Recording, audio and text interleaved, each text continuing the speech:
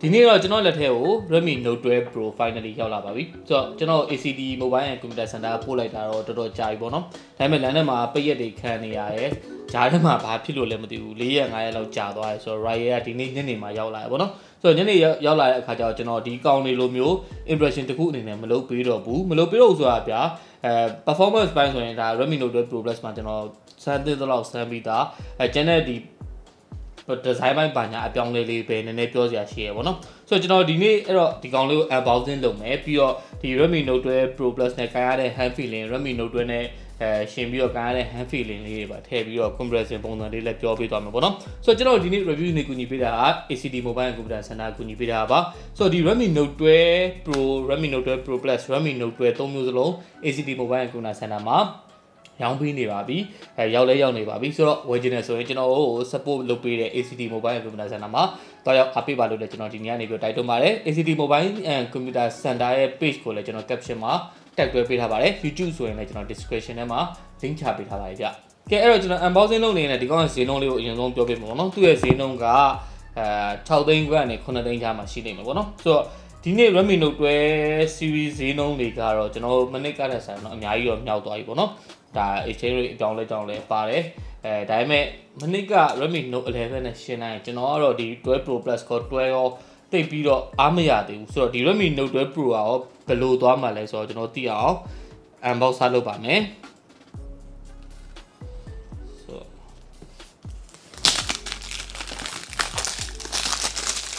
Okay so ကျွန်တော်ပို့လိုက်တာဒီ 8128GB version ပေါ့နော်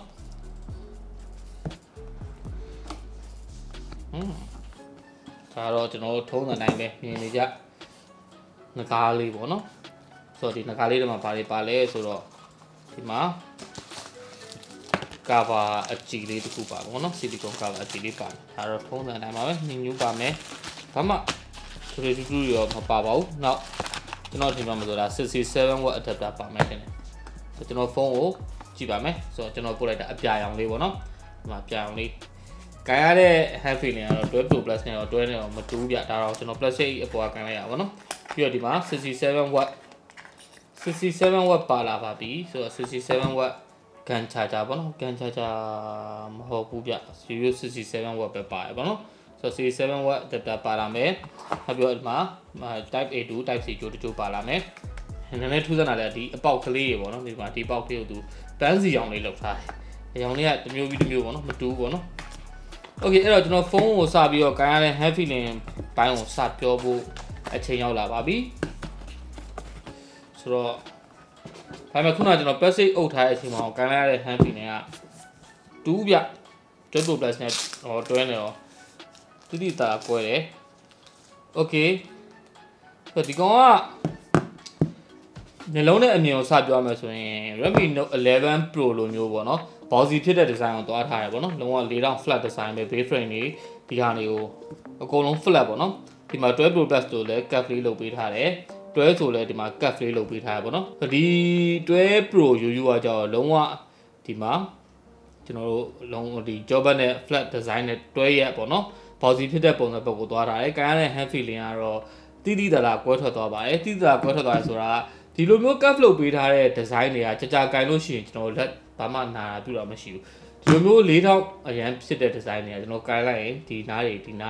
ဒီထောင်းတွေကလက်တွေနည်းနည်းကြာခိုင်မယ်ပေါ့နော်တနေ့ကိုကင်မယ်ဆိုရင်တော့နားတယ်ဆိုတဲ့ဟာလေးကိုရတယ်ဒါပေမဲ့အခုလောလောဆယ်ကင်ကြည့်ရတော့ကတော့ဒီဖုန်းသုံးလုံးထဲမှာဒီကောင်အပေါ်ဆုံးလားမသိဘူးပေါ့နော်ဒီ12 Pro Plus ကတော့ share လေးတာပေါ့နော် share လေးကတော့ဒီကောင်ဖယ်ထားလိုက်12ကတော့ပေါ့တယ်12 Pro က12ကြားထဲမှာပဲပေါ့နော်သူ့ဘိတ်ကကျွန်တော်လက်နဲ့ခံမှန်းကြည့်တာပေါ့နော်ဆိုတော့ပြီးတော့မှ Jason Arena မှာပဲ block site ရှိတယ်ဆိုတော့အသေးသေးသွားကြည့်အောင်ပေါ့နော်ဆိုတော့ဒီဖုန်းနဲ့ပတ်သက်ပြီးကျွန်တော်ဘာမှတော့သိချာမကြည့်ရသေးဘူးဆိုတာခုနကညနေရမှာဖုန်းရတယ်ဆိုတော့လေကင်မရာကတော့ဒီကောက်မှာ3လုံးကကျွန်တော်ထင်ပြောမှဆိုရင်ဒါဂျားချတာပေါ့နော်မနစ်တော့ Redmi Note 11 Pro မှာက18 megapixel profile ကြီးပေါ့နော်ဒီ Redmi Note 12မှာကျတော့ main sensor 50 megapixel ပြောင်းသွားတယ်ပေါ့နော်ဆိုတော့အဲ့ကင်မရာဘက်မှာအပြောင်းလဲလေးရှိမယ်နောက်မနစ်ကဒီ Redmi Note 11 Pro မှာ Snapdragon 795ပေါ့နော်6 nanometer chip ဒီကောင်လေးမှာကျတော့ကျွန်တော် Dimensity 1080 6 nanometer chip ပဲပေါ့နော်ဆိုတော့ performance ပိုင်းအများကြီး ထောင်တက်သွားမှာမဟုတ်တယ်လို့ကင်မရာပိုင်းကလည်းကျွန်တော်မနေ့တုန်းက Redmi Note 11 Pro နဲ့ရှင်းလိုက်မယ်ဆိုရင်အရင်ကွာသွားမှာမဟုတ်ဘူးအဲ့လိုမျိုးပဲအာသူနဲ့ဟာလည်း67 watt ဖြစ်နေဆိုတော့အာသူနဲ့နေရာမှာလည်းအတူတူပဲဖြစ်လိမ့်မယ်ဗျဆိုတော့မနေ့တုန်းက Redmi Note 11ကိုပပလေး upgrade လုပ်ထားရတယ်ပေါ့နော်အဲ့လောက်ပဲအပြောင်းလဲရှိလိမ့်မယ်ဒါပေမဲ့နည်းနည်းတော့ကျွန်တော်စမ်းကြည့်အောင်မယ်ပေါ့နော်display က Redmi Note 12ဟုတ်တယ်တိတာတယ်ဗျနည်းနည်းလေးတိတာတယ်ဗျဒီကောင်းရဲ့ဒီ12 Pro ရဲ့ display က12ရိုးရိုးထက်ပိုကောင်းတယ်ပေါ့နော်နောက်ပြီးတော့ဒီ12 Pro Plus နဲ့အတူတူလောက်သွားတယ်ပေါ့နော်အတူတူလောက်သွားတာမဟုတ်အတူတူပဲကိုသွားတာဒီမှာပေါ့နော်ဒီမှာ12ဒီမှာဒါ12 Pro ဒီမှာ12 Pro Plus Pro Plus ဆိုတော့ Pro Plus မသိရှောင်းမိဒီမှာ brightness ကအတူတူပဲဒီအောင်လို့နည်းနည်းထပ်တင်နိုင်မယ်ဆိုတော့ဒီမှာအားလုံးမြင်ရတဲ့အတိုင်းပဲပေါ့နော်ဒီသုံးလုံးရဲ့ display မှာဒီနှစ်ခုကအတူတူပဲကျွန်တော်တို့ဒီ OLED panel ကိုသုံးပေးထားတဲ့1 billion color အောက်မှာ 120Hz နဲ့ပေါ့နော် 120Hz high refresh နဲ့လာမယ်နောက် HDR ကိုဒီဖုန်းနှလုံးစလုံးမှာ support လုပ်ပေးထားတယ် Redmi Note 12မှာ HDR မပါဘူး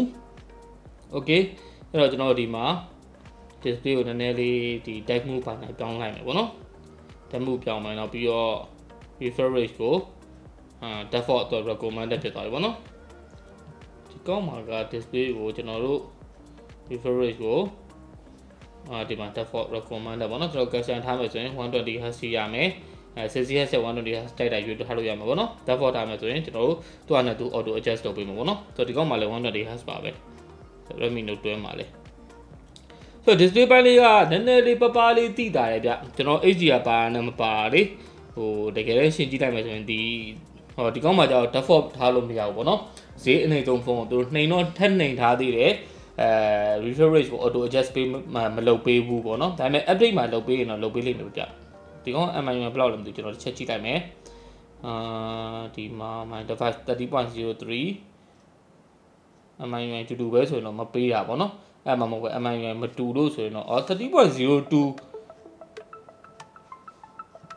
ဒီကောင်ဘယ်လောက်လဲ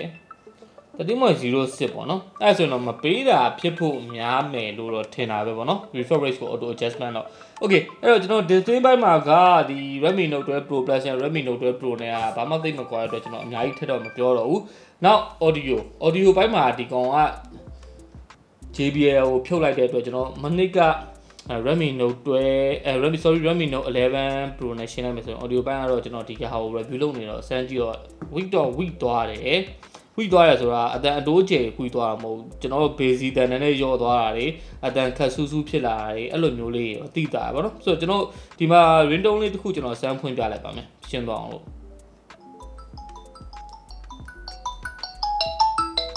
အတန်အကျယ်ကတော့တူတူလောက်ပဲပေါ့နော်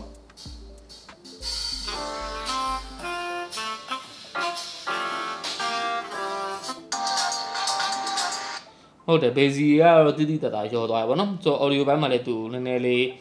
Redmi Note 11နဲ့ရှင်းလိုက်ရင်တော့ downgrade လေးထပ်တွေ့ရတယ်ပေါ့နော် okay အဲ့တော့ကျွန်တော် camera ဘိုင်းလေးဆက်မယ် camera ဘိုင်းဆက်ဖို့ကျွန်တော်ဒီမှာသူ့ရဲ့50 megapixel ကဘယ်လောက်ထိမိုက်နေပြီပေါ့နော်ကျွန်တော်ဒီမှာစမ်းကြည့်ပါမယ်ဆိုတော့ဒီမှာ watermark တွေ online watermark on ခြင်းဒီမှာတစ်ဆက်တယ်ပေါ့နော်တော့ဒီမှာ setting ထဲမှာကျွန်တော် watermark ကိုဒီမှာ device watermark online မှာကျွန်တော် custom watermark ကိုကျွန်တော်နာမည်လေးထည့်မယ်ပေါ့နော်ပြီးရင်ကျွန်တော်ဟိုဟာလေးလို့စမ်းကြည့်ပေးဦးမယ်ဗျ Google service ပါလားမပါလားပေါ့နော် basic Google service English 26 okay ရပြီ okay ဒီမှာ setting လေးရပြီဆိုတော့ဒီမှာကျွန်တော်ဒီမှာပုံလေးတစ်ပုံနှစ်ပုံတော့စမ်းကြည့်မယ်ပေါ့နော်ဒါလေးခဏဖယ်ပါဒါလေးထည့်ရမယ်ဘယ်နှမိနစ်ရှိပါလဲ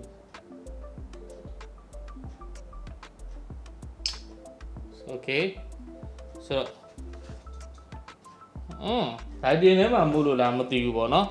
ဟိုဒီမှာတော်လေးဒီကောင်က200 mAhတောင်ကျွန်တော်ပိုကြိုက်တယ်လို့ပဲဗျာ200 mAhကျွန်တော်သိမကြိုက်ဘယ်လိုဖြစ်လို့လဲမသိ